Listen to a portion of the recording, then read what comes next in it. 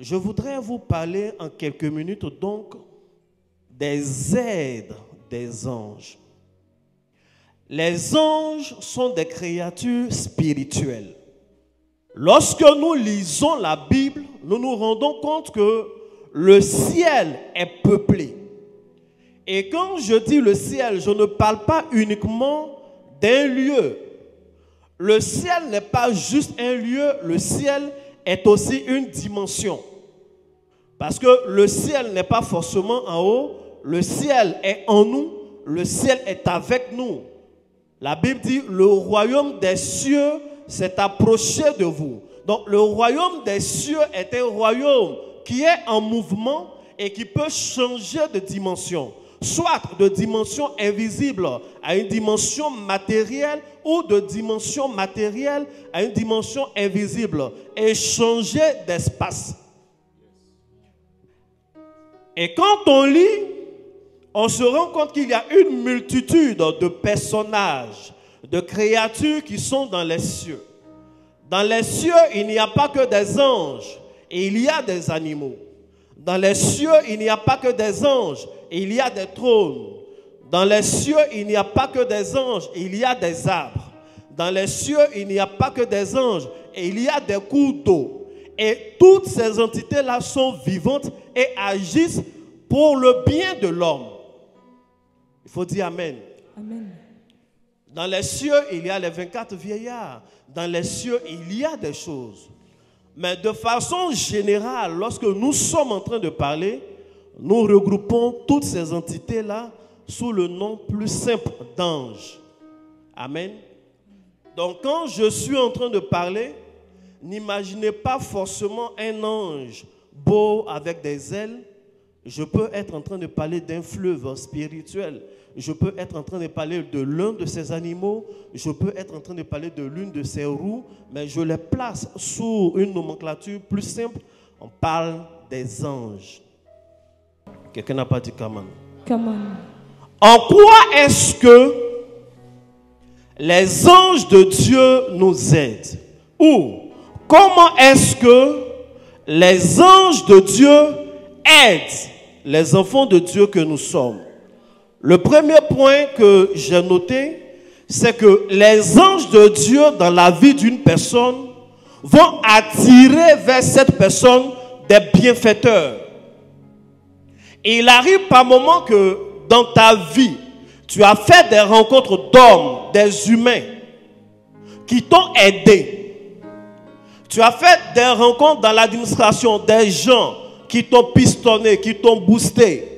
Il y a des gens qui sont des bienfaiteurs dans notre vie. Je vous informe aujourd'hui que l'arrivée de ces bienfaiteurs dans notre vie n'est jamais le fruit du hasard. C'est l'une des activités des anges. C'est un signe qu'un ange est en train d'opérer. La Bible dit dans le verset qu'elle a lu, Matthieu, une femme a accouché. Une femme qui n'était pas d'une famille particulièrement riche et qui n'a pas été bien reçue même dans un hôtel, qui a été contrainte d'aller accoucher dans une bergerie, dans la mangeoire des animaux. Elle accouche et elle n'a pas forcément de la subsistance. Mais pendant même qu'elle était en travail, il y avait 3 personnes qui ont décidé d'effectuer un voyage. Ces personnes-là ont quitté l'Orient et sont venues jusqu'à Bethléem, lieu où Jésus est né. Comment? Parce qu'ils ont vu une étoile. Une étoile qui n'est pas une étoile quelconque. Une étoile qui n'était pas fixe comme la plupart des étoiles. Une étoile qui était capable de marcher. La Bible dit, et ils ont suivi cette étoile. Et cette étoile a marché jusqu'à aller s'arrêter devant la bergerie. Grâce à cette étoile-là, ils ont été attirés. Et la Bible dit, ils sont allés voir l'enfant. Ils ne sont pas allés voir l'enfant les mains vides. Ils lui ont donné de l'encens, ils lui ont donné de la myrrhe et ils lui ont donné de l'or. Ce sont des choses qui ont de la valeur. Que ce soit l'encens, que ce soit la myrrhe, que ce soit de l'or, c'est des choses précieuses. Ce que je veux dire, c'est que l'arrivée des mages dans la vie de Jésus était une activité des anges. Marie n'avait pas rendez-vous avec eux. Elle ne les connaissait pas. Joseph n'avait pas rendez-vous avec eux. Il ne les connaissait pas. La Bible ne nous dit pas que Jésus leur avait parlé. Non, ils venaient de naître. Mais ils ont été attirés par l'ange de l'enfant qui venait de naître. Et ils sont allés lui faire du bien. En lui donnant de l'or, en lui donnant de l'encens, en lui donnant de la myrrhe. Ils ont fait passer la famille de la pauvreté à une prospérité qui se créait de cette façon-là. C'est l'activité des anges. Donc, les anges ont amené des personnes dans ta vie pour t'aider. Je veux déclarer dans la vie d'une personne que les anges de l'attraction soient activés pour toi au nom de Jésus. Au nom de Jésus. Que les anges qui attirent la prospérité soient activés dans ta vie au nom de Jésus. Au nom de que les anges qui attirent de bons partenaires d'affaires soient activés dans ta vie au nom de Jésus. Au nom de Jésus. Il faut dire Amen. Amen. La Bible dit que l'enfant qui était né n'était pas n'importe qui. Mais cela n'était pas reconnu. Et heureusement, grâce à l'activité des anges, cela a été reconnu. Les anges dans la vie d'une personne lui donnent sa véritable valeur.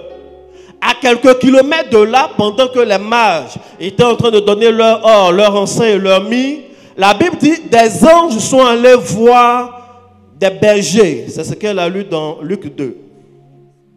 Et ils ont dit aux bergers, vous êtes avec vos brebis ici, mais derrière vous, à la bergerie, il y a quelqu'un qui est né qui n'est pas n'importe qui. Le sauveur d'Israël est né. Le roi des rois est né. Celui sur qui repose la domination est né.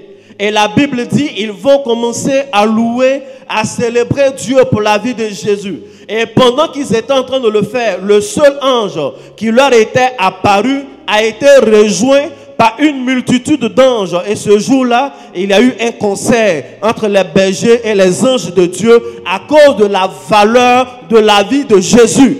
Amen. La vie de Jésus, sa naissance n'est pas passée inaperçue grâce à l'activité des anges. Sa naissance n'a pas été une chose quelconque grâce à l'activité des anges. Par moments, nous vivons des vies fades. Par moments, nous sommes dans des entreprises où personne ne nous remarque, où personne ne nous célèbre, où personne ne voit ce que nous faisons parce qu'il y a un manque criard d'activité des anges. Je refuse que tu continues ainsi au nom de Jésus. Au nom de Jésus. Je refuse que tu continues ainsi au nom de Jésus. Au nom de Jésus. Tu fais des choses, c'est joli, mais personne n'acclame. Tu chantes, la chanson est bien, mais personne ne télécharge. On ne cherche même pas à te pirater. C'est pas bien. Tu te maquilles, tu es belle, mais personne ne te drague. Alors qu'à côté de toi, on lutte les autres, on cherche même à les basser. Il y a un problème, il te faut une activité des anges. Amen. Amen. Le deuxième point que je voudrais évoquer dans l'activité des anges, en dehors de l'attraction des bienfaiteurs, les anges ont un rôle protecteur. Les anges nous protègent en nous évitant certains dangers. Ça, c'est l'activité des anges. Il faut dire Amen. Amen. La Bible dit que ces mages-là, dans le texte qu'elle a lu, au départ, se sont trompés et sont allés voir Hérode. Hérode leur a dit, si vous retrouvez l'enfant, adorez-le, faites comme ce que vous voulez, mais venez me chercher afin que moi aussi j'aille me prosterner, j'aille reconnaître la divinité et la grandeur de cet enfant. Et la Bible précise qu'il avait derrière la tête l'idée d'assassiner l'enfant Jésus. Il faut dire Amen. Amen. Les mages n'ont pas compris ce piège-là. Ils lui ont dit merci. Ils sont allés, ils ont vu Jésus. Ils avaient l'intention de retourner voir Hérode. La Bible dit, mais cette nuit-là, ils n'auront plus besoin de faire des calculs pour voir une étoile. divinement avertis en songe, ils reçoivent le message d'alerte au danger. Divinement, on leur dit, ne retournez plus chez le premier monsieur d'où vous venez. N'allez pas chez Hérode, parce qu'il a l'intention dans son cœur de vous assassiner et d'assassiner l'enfant que vous êtes venu voir. Et la Bible dit, ils se sont levés et ils sont allés par un autre chemin. L'ange de l'Éternel dans la vie d'une personne, l'activité des anges nous oriente sur des chemins qui sont des chemins non dangereux. On ne sait pas quels sont les pièges de nos ennemis, mais lorsqu'une personne est sensible au mouvement des anges, cette personne évite des dangers. La Bible dit, le même ange la nuit va parler à Joseph. Il dit à Joseph, ne restez pas ici, prends la mère, prends l'enfant et fuyez en Égypte. Le jour qu'il fut, la Bible dit, Hérode émet un décret où on tue tous les enfants qui avaient à peu près l'âge de Jésus. Donc, à cause de la parole d'un ange, Jésus n'est pas mort lorsqu'il était bébé. À cause de la parole d'un ange, Joseph n'est pas mort, Marie n'est pas morte, et Jésus a rempli son ministère.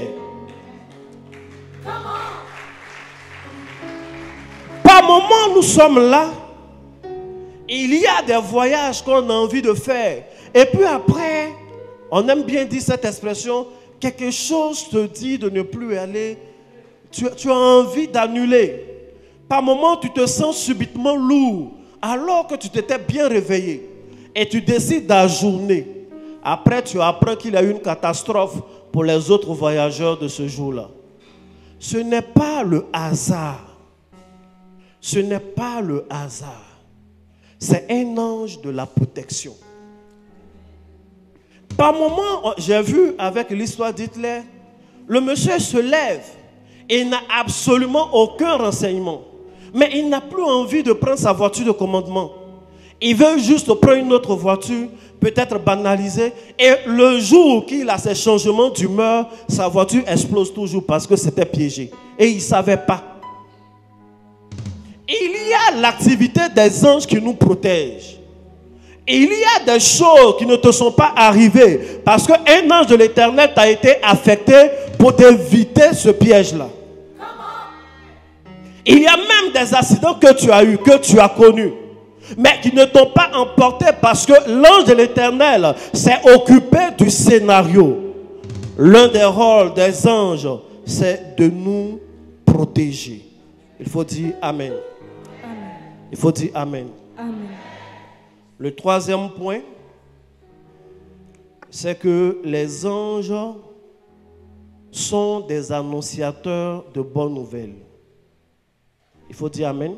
Amen. Les anges annoncent de bonnes nouvelles. Par moments, ils nous apparaissent. Ils annoncent de bonnes nouvelles.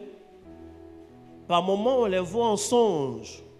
Ils nous annoncent de bonnes nouvelles.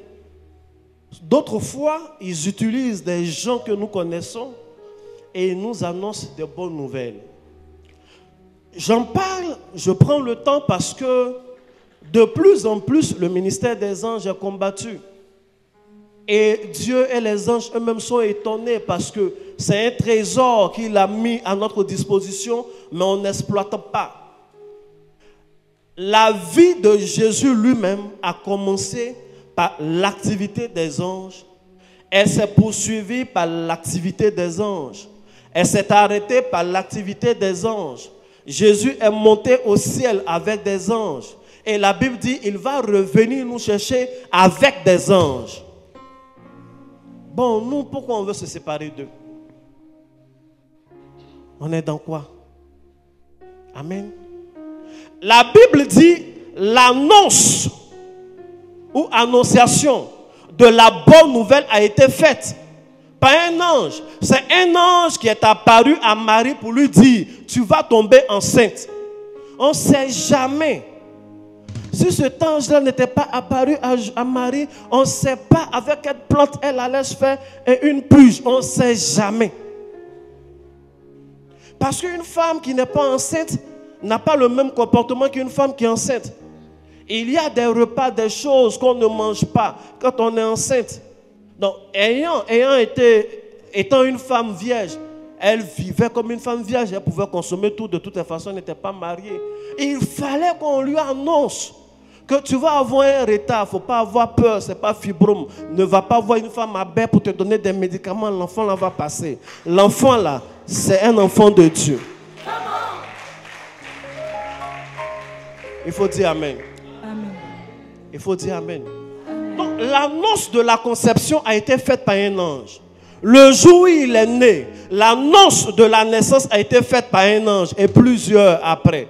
Au cours de son ministère, lorsqu'il était tenté dans le désert, ce sont des anges qui sont venus le servir. Lorsqu'il faisait des miracles, il était avec des anges.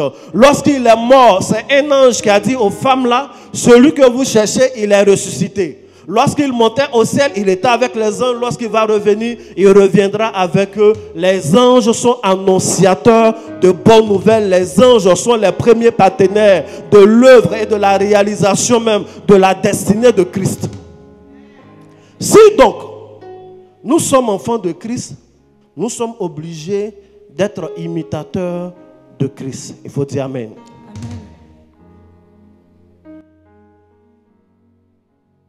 On ne va pas lire pour gagner du temps.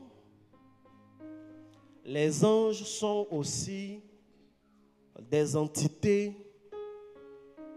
qui délivrent les enfants de Dieu. Il faut dire Amen. Amen. Le texte est dans Acte 12, versets 6 à 7. Pour ceux qui prennent note, mais je vais dire l'histoire directement. La Bible dit dans Acte 12 que le chef de l'église, celui sur qui l'église même était fondée, Jésus a compté sur lui, je parle de Pierre, a été emprisonné.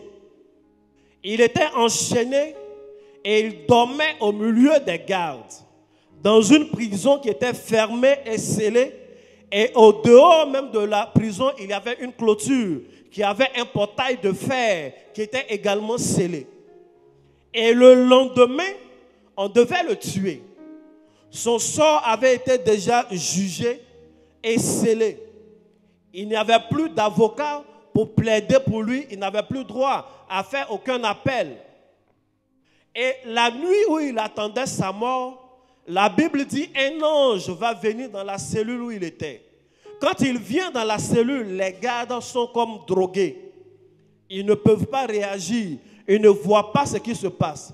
L'ange de l'Éternel lui dit de se lever, il se lève. Les chaînes sont brisées. La porte de la prison est brisée. Il sort. La porte, le portail de la clôture principale de la ville est brisé et il marche jusqu'il va dans sa maison où les gens étaient en train de prier. C'est un phénomène extraordinaire qui venait de se passer. Un homme qui était promis à la mort a eu la vie sauve grâce à l'activité d'un ange. Les anges sont là pour nous protéger, mais même si nous avons été déjà pris, même si quelque chose était déjà emprisonné, c'est de leur devoir, c'est de leur mission de nous délivrer. Il faut dire Amen.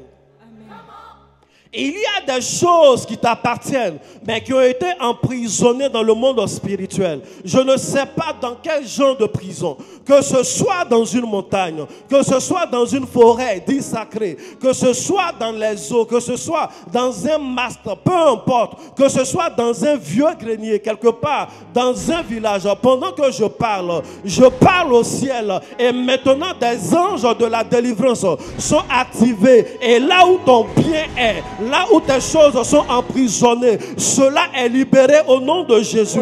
Peu importe les chaînes qui étaient là, peu importe les cordes qui étaient là, cela est brisé. Et ce qui t'appartient est libéré au nom de Jésus. Cela est brisé et ton étoile est libérée au nom de Jésus. Les chaînes sont brisées et ton enfantement est libéré au nom de Jésus. Peu importe le type de prison, je vous annonce qu'aucune prison ne résiste à la puissance des anges. Peu importe. Il faut dire Amen. Amen.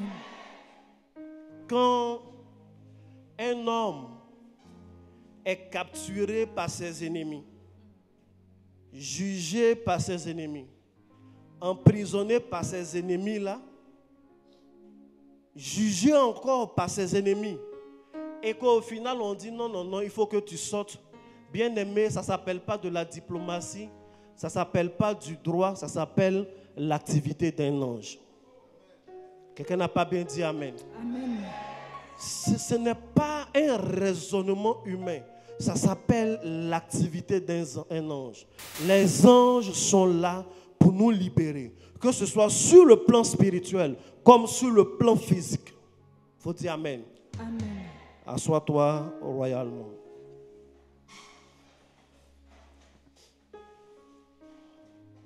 Une autre activité des anges, c'est que ce sont des intercesseurs. Les anges prient pour nous. Amen. Amen. Jusque-là, on était bien d'accord. Mais je commence à avoir quelques regards de désaccord, mais ce n'est pas grave. Après, on va discuter. Amen. Les anges prient pour nous. Les anges intercèdent pour nous. Maintenant, si les anges intercèdent pour nous, il faut bien qu'ils soient informés de nos sujets de prière. Donc, comment ils font? Soit, quand on parle, ils entendent, ou alors ils vivent avec nous dans notre quotidien et ils savent ce dont on a besoin et ils prient Dieu pour nous. Il faut dire amen. Amen. Ce texte, je pense qu'on va le lire. Job 33, versets 22 et 24. Job 33, verset 22, à partir du verset 22. Son âme s'approche de la force et sa vie des messagers de la mort. Verset 23. Mais s'il se trouve pour lui un ange intercesseur, un d'entre les 1000 qui annonce à l'homme la voie qu'il doit suivre. Verset 24. Dieu a compassion de lui et il dit à l'ange, délivre-le, afin qu'il ne descende pas dans la fosse. J'ai trouvé une rançon. Amen. Je pense que le texte est clair. Là, la Bible parle de quelqu'un qui est malade. La Bible dit, celui qui est malade, il est malade et il y a l'activité d'un ange qu'on appelle l'ange de la mort. L'ange de la mort se manifeste comme une force et aspire l'âme du malade dans la force justement de la mort. Et c'est quelqu'un qui va mourir.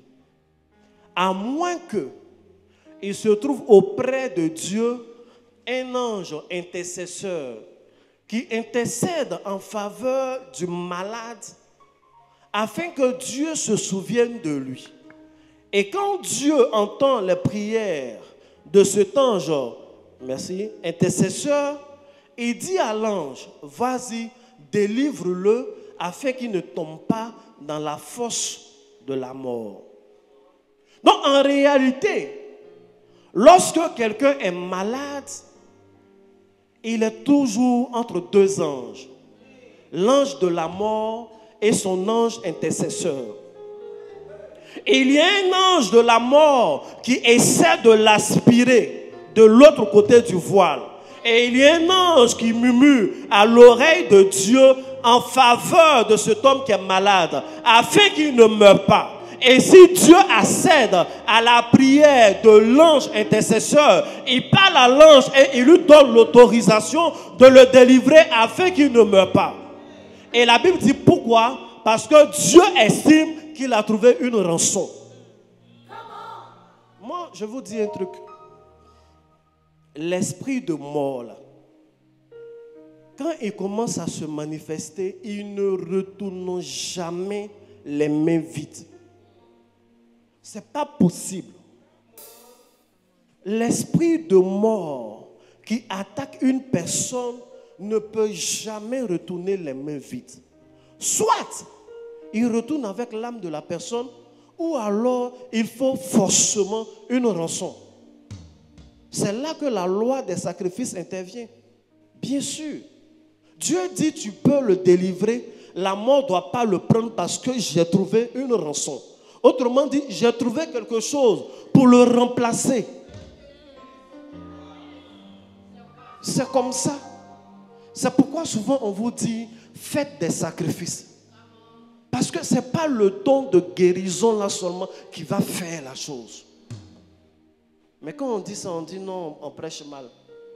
Mais Dieu dit, il a trouvé rançon. Il ne dit pas, non, car j'ai vu qu'il souffre trop, il fait pitié. Il dit, non, tu peux le libérer parce que j'ai trouvé une rançon. L'activité de l'homme, pendant qu'il intercède, il essaie de créer un mouvement pour que le malade puisse tomber sur quelqu'un comme l'ange Emmanuel Doski qui va lui dire, il faut tuer une bête. C'est ça même le travail de l'ange. Amen. Amen. Donc, les anges sont intercesseurs. Si moi je te dis que je suis ton intercesseur, bien aimé, la sagesse veut que quand même de temps en temps tu me confies certains sujets de prière. Ou bien, vous savez que vos pasteurs là sont vos intercesseurs. C'est pourquoi vous nous envoyez des SMS, pourquoi on prie. Sinon on n'est pas Dieu. On est des prophètes, Dieu nous parle, non? Mais malgré tout ce que Dieu nous parle, tu envoies quand même les sujets de prière. On te dit, il y a un ange qui intercède pour toi de temps en temps. Hein? Il faut lui dire tes sujets de prière. Il vient de parler à un adulte.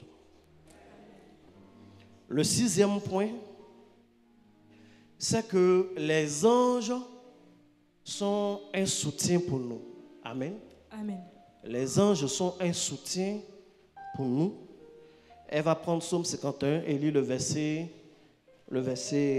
14. Psaume, tu suis? Oui, Psaume 51, verset 14. Psaume 51 à partir du verset 14. Ô Dieu, Dieu de mon salut, délivre-moi du sang versé, et ma langue célébrera ta miséricorde. Amen. Amen. Alléluia. Amen. Rends-moi la joie de ton salut, dans ma version ici, et qu'un esprit de bonne volonté me soutienne. Rends-moi, peut-être c'est le verset 15 ou 13, parce que souvent ça change. Rends-moi la joie de ton salut, et qu'un esprit de bonne volonté me soutienne. J'étais en train de vous expliquer au 6e point que les anges sont nos soutiens. Je ne vais pas durer dessus parce que ça ressemble aux autres points. Les anges nous assistent, etc. Et il dit, j'ai péché. J'ai tué Uri, j'ai pris sa femme est enceinte. L'enfant là même est entre la vie et la mort. Dieu, j'ai un bon cœur, je veux bien faire, mais je faute toujours. Je veux que tu me pardonnes, mais ne me laisse pas dans cette situation-là.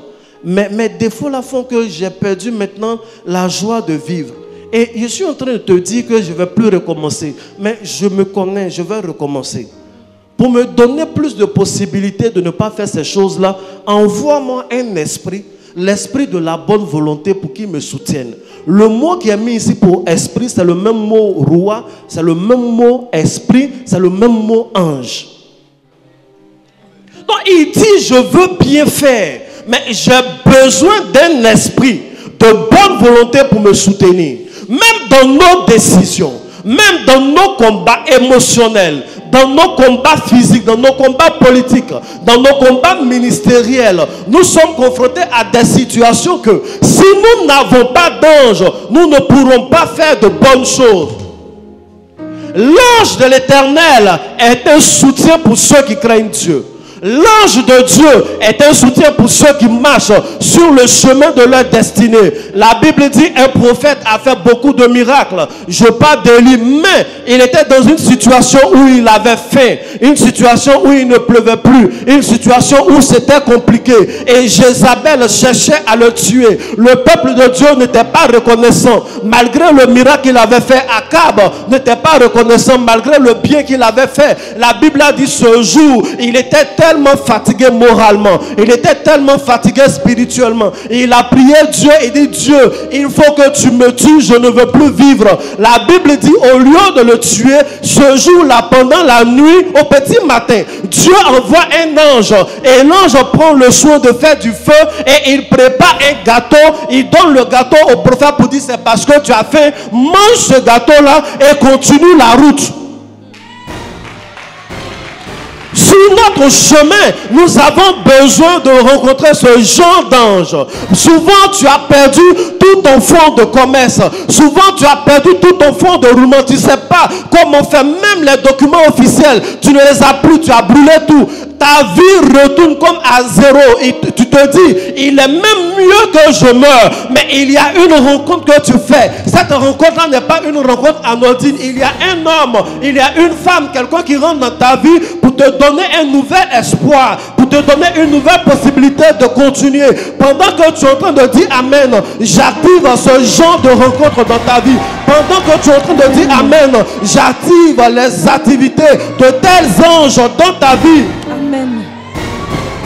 Il dit mange ce gâteau et continue la route. Je suis venu te soutenir. Tu dois aller parce qu'une veuve à Sarepta a besoin de toi. Ce n'est pas encore le temps de mourir. D'ailleurs, tu ne connaîtras pas la mort. Un jour, tu seras enlevé. Donc ne demande pas la mort. Ne reste pas dans ce désert où il y a des chacals. Ne reste pas dans ce désert où il y a des serpents. Ce n'est pas ta destination. Moi, je suis venu te soutenir. Je veux que tu manges et que tu rentres dans ta destinée. Amen. Tu dis pas Amen. Voici les rôles des anges. Il faut dire Amen. Amen. Et ce n'est pas tout. Avec des anges, on prophétise, on fait tout. On ne peut pas tout dire. Maintenant, je me pose une question. Dans la vie même là, qui a des anges? Mais la réponse est facile. Hein? La première personne qui a des anges, c'est Dieu. D'ailleurs, Dieu est propriétaire de tout. Il y a deux notions. La notion des adjectifs possessifs et puis la notion du locataire et le propriétaire. Souvent, quand tu dis aux gens, viens, tu vas connaître chez moi, tu sais bien que ce n'est pas toi qui as construit la maison là. Ce n'est pas toi qui payes les impôts. En réalité, ce n'est pas chez toi. Mais il y a eu un contrat. Tu as donné quelque chose au vrai propriétaire. Donc, ça te donne le droit de dormir là. C'est pourquoi tu dis, allons chez moi. Sinon, ce n'est pas trop chez toi. Que Dieu te rende propriétaire au nom de Jésus. Amen. Même quand tu loues une voiture et que tu vois une cérémonie, tu dis, ouais, j'ai garé ma voiture. Tu ne vas pas dire, j'ai garé la voiture que j'ai louée. Non, j'ai garé ma voiture de ce côté-là. Mais ce n'est pas pour toi. Mais pour le temps là, c'est à toi que ça sert. Donc, de toutes les façons, de façon générale, tous les anges appartiennent à Dieu. C'est lui qui est leur propriétaire. Même Satan appartient à Dieu. Satan ne s'est pas accouché lui-même. C'est Dieu qui l'a créé. Il faut dire Amen. Amen. Mais par la notion de locataire, propriétaire, la notion d'adjectif possessif, il y a trois entités qui ont des anges. Dieu a des anges. On n'a pas besoin de lire un verset pour ça. Quand on lit la Bible, il y a plusieurs versets. Un ange du Seigneur vient annoncer à Marie. Un ange du Seigneur dit à Joseph. Un ange du Seigneur apparut à Daniel. Un ange. Des anges de Dieu se réunissent, etc. Donc Dieu a des anges. Amen. C'est pour lui. Amen. La deuxième entité qui a des anges, c'est l'homme. Un homme a des anges. J'ai entendu souvent les gens dire non. Les anges, les hommes n'ont pas leur ange. Mon ange, non. Si quelqu'un dit mon ange, c'est que c'est une déviation. C'est Dieu ceux qui a des anges. Oui, je peux dire je suis propriétaire parce que c'est moi qui loue la voiture là. Le gars du corps là, c'est un fonctionnaire de la police, mais il est mon homme, mon gars du corps, c'est pour moi. Amen. Amen. La Bible dit, je vais lire. Matthieu 18, verset 10, il dit, c'est Dieu qui parle. Gardez-vous de mépriser un seul de ces petits, car je vous dis que leurs anges, tu vois les petits là, leurs anges dans les cieux voient continuellement la face de mon Père qui est dans les cieux. C'est un adjectif possessif. Leurs anges. Dans Apocalypse, un ange apparaît à Jean Jean veut l'adorer, il dit non, ne m'adore pas, car je suis ton compagnon et le compagnon de tes frères. Si mon compagnon est un Français, c'est mon Français. Si mon compagnon est un ange, c'est mon ange. Il faut dire Amen. Amen. Maintenant, l'autre type qui a des anges, c'est Satan. Il a quand même des anges. On ne l'aime pas beaucoup, mais c'est la réalité. La Bible dit, il eut guerre dans les cieux. Michael et ses anges ont combattu contre Satan et ses anges, mais ils ont été trouvés faibles. Amen. Donc, il y a les anges qui sont au service de Dieu.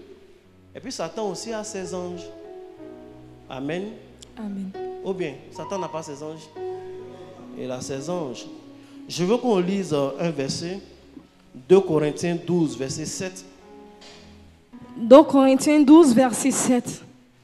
Et pour ce que je ne sois pas enflé d'orgueil à cause de l'excellence de ces révélations, il m'a été mis une écharpe dans la chair, un âge de Satan pour me souffleter et m'empêcher de m'enorgueillir. Amen. Amen. On a bien compris. Hein? L'apôtre Paul dit qu'il est malade. Et il nous dit la nature de cette maladie-là. Il dit en réalité, c'est un ange de Satan qui a été commis, qui est avec lui pour le souffleter de cette façon-là. Et le problème qu'il avait, on s'accorde à dire qu'il avait des maux d'yeux. Il ne voyait pas très bien. Parce que dans Galates, il dit, même s'il avait été possible que vous me donniez vos yeux, quand à cause de ma faiblesse, vous l'auriez fait. À le temps, on ne faisait pas greffe d'yeux. Donc lui-même, l'apôtre Paul, il fait plein de miracles, mais il a une maladie qui ne finit pas. Au départ, il ne voyait pas bien. Ananias a prié pour lui, il voyait un peu, mais il y avait l'écharpe là dans sa chair.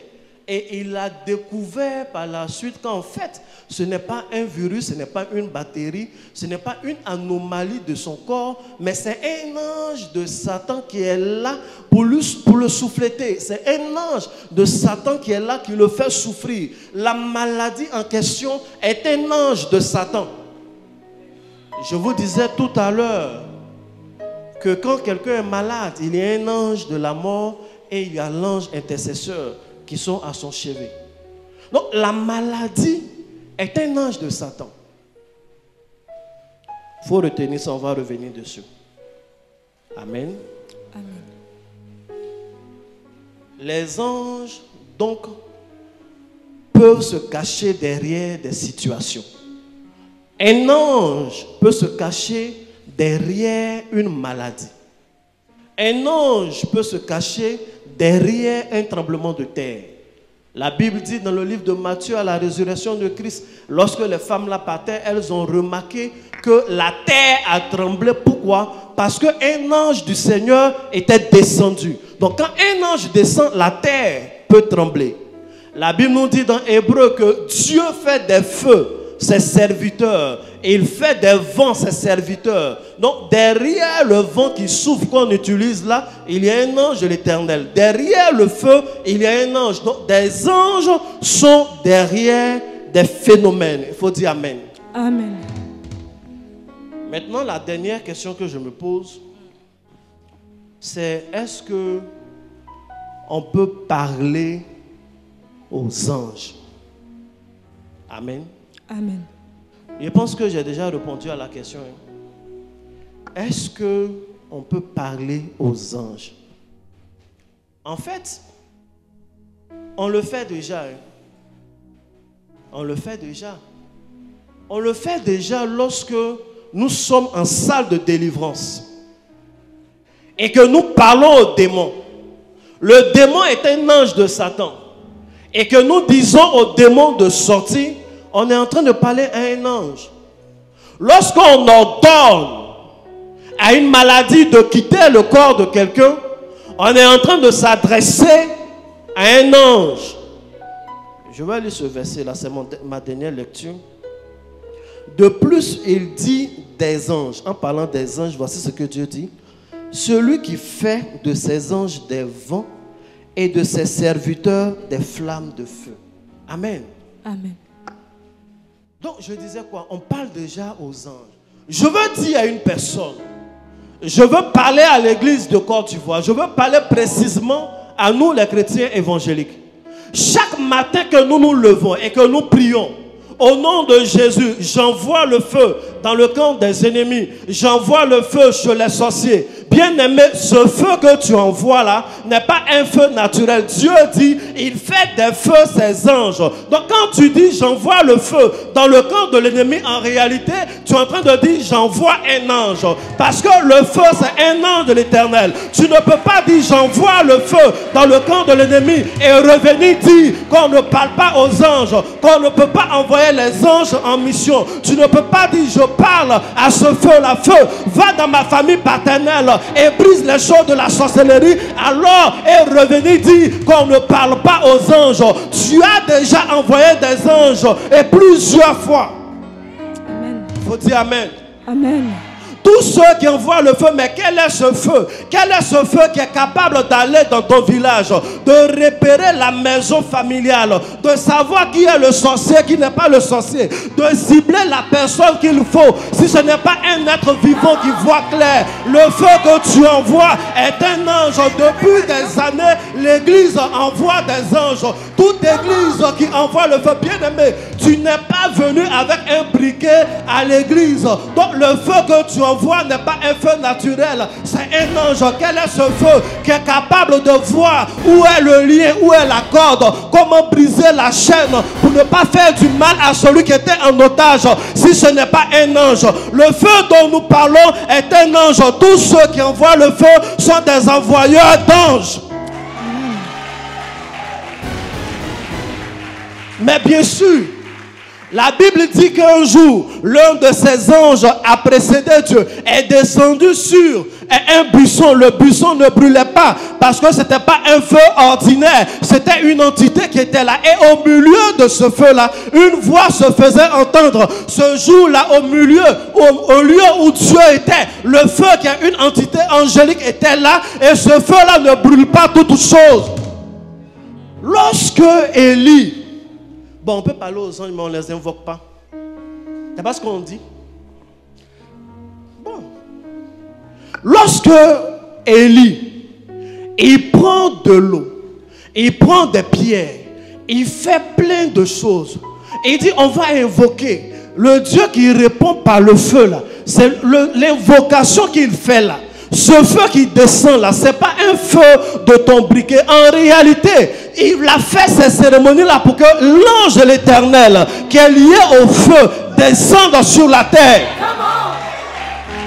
Et grâce à ces rituels, il a acquis l'ange au feu. La Bible dit plus tard, il y a des gens qui viennent le voir. On dit à Élie, Élie descend de la montagne parce que le roi veut te parler. Et Élie n'a pas prié. Élie ne s'est pas adressé à l'Éternel. Non, non, non. Élie n'a pas fait d'un jour de jeûne. Il dit, si je suis prophète de l'Éternel, je parle au feu et que le feu descende et vous consume. Le feu dont il parlait, ce n'est pas ton briquet. Il parlait à l'ange au feu. Et le feu est descendu et a consumé ceux qui s'opposaient à lui.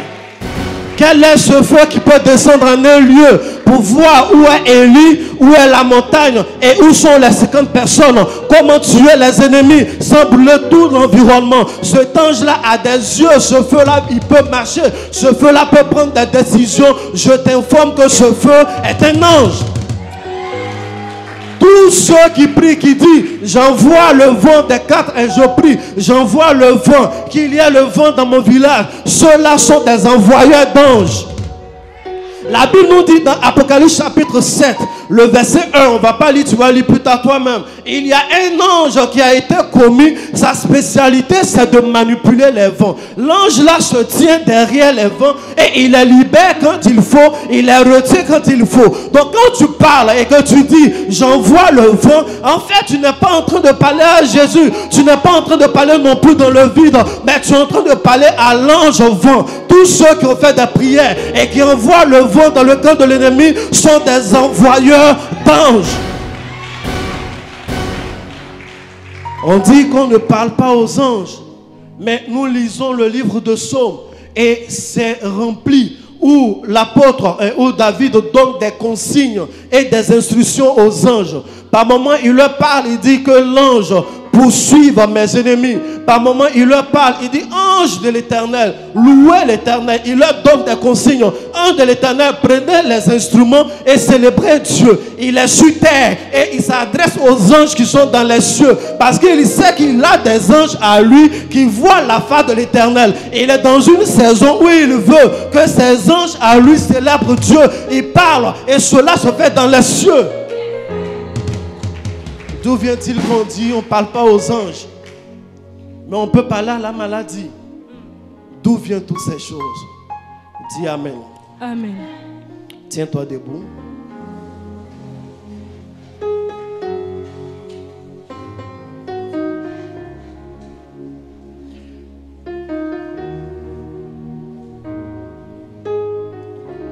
Maintenant, si tu dis qu'on n'envoie pas des anges, et que quand même tu as déjà envoyé le feu, il faut faire un choix. Soit tu te répands, ou tu arrêtes de dire ceci. Il faut dire Amen. Amen. Souvent on fait des choses, et puis après on parle parce qu'on ne sait pas. Il y en a aussi qui parlent, qui disent non, non, non, cette histoire d'ange, il faut qu'on arrête de parler aux anges. Il y en a qui parlent par ignorance parce qu'ils ne savent pas que depuis longtemps on parle aux anges, on leur demande, on leur donne sujet de prière, on leur dit même d'adorer Dieu. On les envoie dans nos villages, ils font des choses. On utilise les anges. La Bible dit que Dieu lui-même, il se déplace en étant assis sur des chérubins. On voit ça dans Isaïe 35. Dieu qui est grand là, il s'assoit sur des chérubins pour se déplacer. Mais en réalité, c'est un tuto. Dieu n'a pas besoin des chérubins pour se déplacer. Dieu se déplace même pour aller où? Dieu est partout. Le point A qu'il veut quitter pour aller au point B, mais il est déjà au point B. Donc en fait, il ne se déplace pas. C'est un tuto qu'il fait pour nous montrer à nous hommes qui sommes limités comment on peut faire pour se déplacer. Donc il montre une image au prophète où il est assis sur des chérubins et il se déplace dans les cieux et prend les ailes du vent. Quand David finit de voir ça, lui aussi il se met au bord et puis il dit, quand je prends les ailes de l'aurore et que je vais à l'extrémité de la mer, il fait un emprunt. Les ailes de l'aurore, c'est une entité spirituelle, c'est un ange qui vient lui prêter ses ailes pour un moment et lui, il s'envole dans les airs parce qu'il a besoin d'aller loin. Et il dit, même quand il va là-bas, Dieu est toujours présent et il reste dans le Seigneur. Voici ce que j'ai voulu vous dire en quelques dimanches, en quelques minutes, dans un dimanche aussi glorieux.